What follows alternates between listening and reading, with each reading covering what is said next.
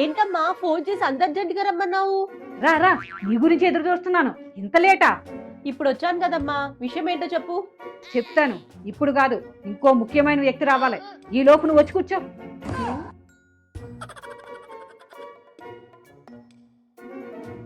రావడం లేదేంటి? సునందాంటి, ఏ అంత కొంపలేం మునిగిపోయి అర్జెంట్ గా రమ్మన్నారు? ఇంత వయ్యారంగా నడుచుకుని వస్తావనే అంత అర్జెంటుగా రమ్మన్నాను. ముఖ్యమైన వ్యక్తి అన్నది ఇదా సునందాంటి ఏంటి కూతుర్ని కూడా పిలిపించుకుంది? ఏదో ఈసారి గూడుపుటానే. ఇందు బయలుదేరిలాగా అక్కడే నిలబడిపోయావంటే వచ్చేలా కూర్చో.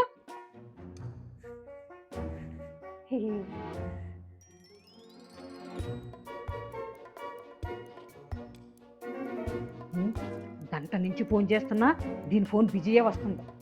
ఏమైందా ఆంటీ? ఎందుకమ్మా అంత హడావిడిగా ఉన్నావు? చెప్తాను, ఆగండి. పంతులు గారు, రేపు కట్ట ముహూర్తానికి మాత్రం పెళ్లి జరగాల. పెళ్లి కావలసిన సామాన్లన్నీ మీరు కొనేయండి. డబ్బులు ఇప్పుడే పంపిస్తున్నాను. సరే, మర్చిపోకండి. ఆంటీ, ఏంటి మీరు రెండో పెళ్లి చేసుకోబోతున్నారా? పాపం అంకుల్ గారు, మీరెప్పుడు ఆయన్ని హింసిస్తారు గాని ఆయన మిమ్మల్ని ఒక్క మాట అయినా అన్నారా? ఏంటండి ఇంత గౌరవం? ఈ వయసులో రెండో పెళ్లి ఏంటి? ఈ విషయం అంకుల్ గారికి తెలిసి ఏమైపోతారో ఏంటో. మీరు ఇంకేం చెప్పకండి.